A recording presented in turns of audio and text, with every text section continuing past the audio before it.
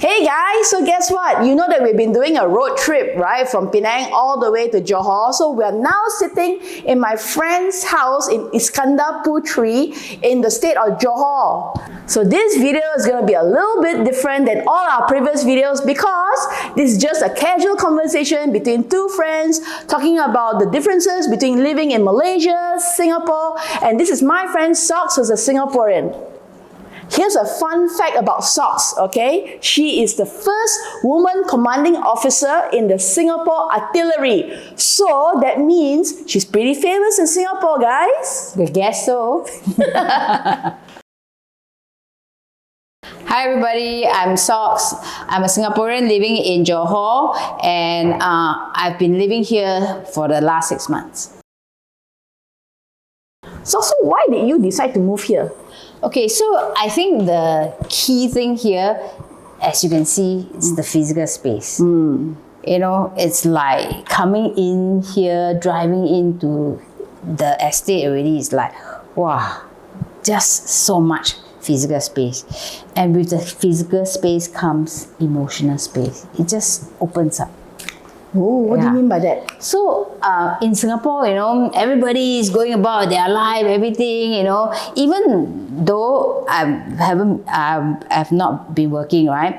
But with my mom and the helper and all, you know, like activities just keep going on. It's just like you don't have a lot of emotional space. So this gives me that openness to like, oh, okay, morning you can hear the birds, you know, evening you can see the sunset, morning you can see the sunrise, just running around the estate, you know, greeting people in the morning. It's like, it's different. Whereas in Singapore, even though I go and run, you know, and I see people that I see often running along the canal, but there's no like, hi, morning, you know, it's like everybody is on a mission, I'm finishing this run, etc., etc. So the kind of emotional space is just very rigid, very, you know, I mind my own business, you mind your own business, and we're done. Yeah, I mean Singapore has always been the do. That's right. Yeah. So I think it's not just the physical space, but the emotional space. And then also it gives my mother the space, right? She gets to do whatever she wants, gallivanting, you know, and you know, morning she goes for exercise, afternoon she goes for her afternoon activity. She feels a lot freer without, you know, having to cater maybe to ask me having dinner, having lunch, you know, things like that. She handles her life basically, and I handle mine. You know, I think that gives everybody that the space and also peace of mind. Yes, I think to me it's really space. You know, to be able to to be able to be me lah. You know, to be able to enjoy the little things in life. If I'm not wrong, this house is situated in a golf course, right? Yes, so, and that's the reason why we chose it. Okay, tell me more. The golf course is just like 4 minutes drive away. Okay. You know, and I play golf, right? So it's no-brainer to get a place right next to the golf course. And what other facilities are there? There's swimming pool. Oh. Yeah, there's also a gym right at the at the clubhouse. Okay. Yeah. And all this is part, like, do you have to pay to be a member? How does it work? Yeah, so you pay to use. Okay. Yeah. Per time or per month? Per time. Pay to use the pool, the gym, and also the golf course. Yes. So actually it's pretty good. There's no obligations or there's no long-term commitment in that sense. Yeah. Oh, this is the first time I've heard of something like that. Because usually, like we went to the golf course in Ipoh, right? It's a yearly, it's a membership. Yeah. So this one also has a membership. The only difference is they also allow people who walk in. Okay. Yeah. I guess to maintain the golf course. Yeah. Can you share me more about the house? It's a lovely house. Yeah, so this is an inter-terrace. Okay, you can park cars outside. There's 4 bedrooms, 1 downstairs, which is like I think it's a granny's room, and then 3 upstairs. And how many bathrooms? And total 3 bathrooms. Wow. Okay, so the grand question. How much is it per month? You guess lah. Well, ask me a guess. Okay, 3050 ringgit per month. Way less. So to take you out of misery, it's actually 2003 Ringgit a month? Yes. Wow, that's insane. So Socks, it's been 6 months. How do you enjoy JB so far? Well, other than the space, it's the makan now, of course. Of course. Yeah. Yeah. So guess what? In the last 6 months that we've been here, don't have to cook a single meal. Really? Yeah. So every time is eat out, and it's good food. Okay. I mean, the price is of course, you compare to Singapore, it's way cheaper. But I think it's the quality of the food. Okay. The taste is very Tell us more on this. Yeah, like you go to any coffee shop, right? You'll find a dim sum, and the dim sum quality, it's like what you get in restaurants in Singapore. It's different now. It's just lovely. And your surrounding area, because we drove quite deep into the estate. Where's the nearest hawker center or kopitiam? The nearest kopitiam is actually about maybe 2 minutes drive out. At the other end, because you came in by the main gate. Oh, I see. So there is a back gate. Okay. Yeah. So about 2 minutes. Ooh, okay. So you have very good dim sum down there. We must go and eat. Okay, can.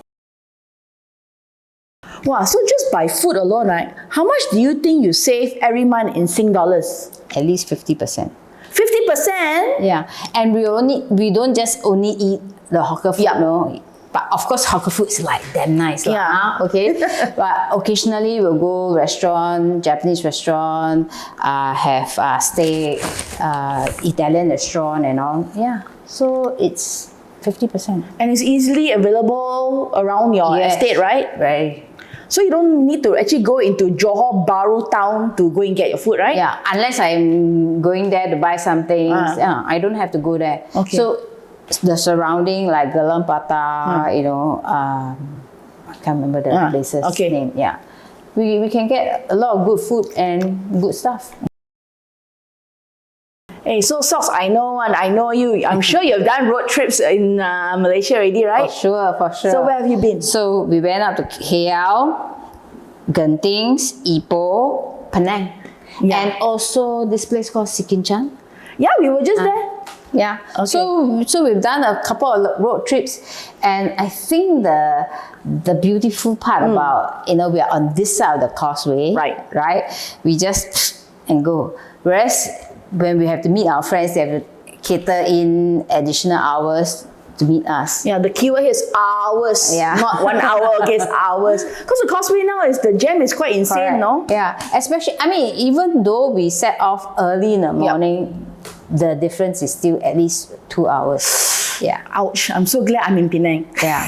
so and then going up there, and you can actually hire cars. Yeah.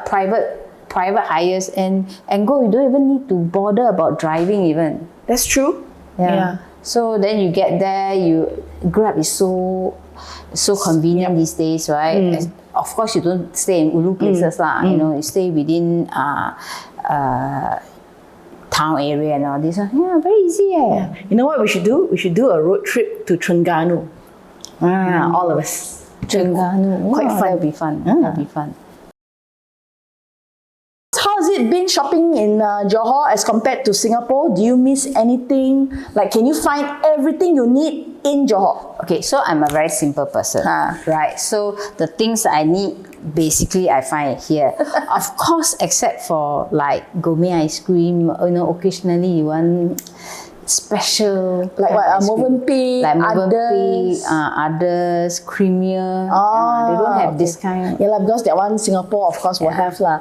I think for me, I miss FairPrice the most because FairPrice, right, so big, everything is so neatly stacked. Then everything I want they have. For that, yeah, I really miss FairPrice. Yeah. I think what is on a lot of people's minds, right, is the safety in Johor. Because I myself, as a Penangite, I also have that question, right? Can you share more about your experience so far? Indeed. So every time I tell people, I live in JB, this is the first question they ask me is, how's the safety? Yeah. So I don't know, it's probably, it's rumors, whatever, right? Okay. Really, the estate that we live in, it's very, very safe. So it has an outer ring, guard, and then every individual estate also has its own guard. And when you came in, right, the guard will call me to ask if I was expecting visitors. Okay. Yeah. So only when I say okay, then they come. Okay. And what about, like, say when you're traveling for your restaurant food, hawker food, right? What's the sense of safety that you get? I mean, it's really a lot of common sense lah. Don't anyhow put your phone all over the place, right? So generally, and also because we also dress casual slippers and all to blend in. Yeah. So I think generally I don't see any issue at all. Okay, that's a huge relief, I would say, because I think a lot of our viewers may have that concern. I mean, I certainly do. Like I've been a victim of snatch theft twice in Penang in the past 20 years ago. So I do have concerns about safety whenever we're traveling to a new state in Malaysia. Yeah. So thanks for that. Yeah. So I mean, there are some of the neighbors that we talk to. Sometimes they don't even lock their gate. When they go away for like when they drive out lah. No, not just drive out. Go for holidays and all. Wow. Even in Penang we don't do that I know, right? It's like, quite unusual lah. For me, I thought it was quite unusual, but they do. And then when they come back, nothing happens. Nothing happened. So Socks, you seem very happy and well settled here already. 6 months only leh. So what are your long-term plans? Well, I guess, JB seems like quite a viable plan with the cost and everything, right? Yep. And it's also nearer to home because my mom is growing old, right? So, for the next couple of years, probably still very nearby. Then later on, in the longer term, maybe 3 months here, 6 months there. I don't know. Okay. We'll see what happens. Awesome. Cool. What would you say to people, specifically Singaporeans, who might be even thinking of moving here or even retiring here? Well, I say if you're still working and if you work from home most of the time, this is really good because you got a lot of space, not cooked out, doing all the Zoom and all this. I think this is a very good option, okay, and you don't have to travel in and out daily. Cost-wise, like food already save half, rental and whatever, it's no-brainer. Okay, if you are thinking of retiring, okay, like me who has got a lot of hobbies, I got space to practice my saxophone, I can do my woodwork, I can take up hobbies now, learning TCM and all. Like, there's just so much space to do it, and at so much lesser cost. Yeah. I think at the end of the day, it all comes back to space and cost. Yes. Yeah, so not just space, and in terms of cost, you can really stretch a dollar. Yeah, because the Sing dollar, now what's the exchange rate, Socks? I think it's 3.42 or thereabouts. Yep, around there. Do you know when I first came to Singapore 13 years ago, the exchange rate was 2.34, and I thought, wow, so much already. Now, tan already. Yeah, it's already $1.10 more. There you go, guys. Just a casual conversation between two friends about Johor and life in general. And that's it from me, friend, from the Corporate Breakout Couple. Please like this video and subscribe to our channel to join our YouTube family. See you in the next video. Bye. Bye.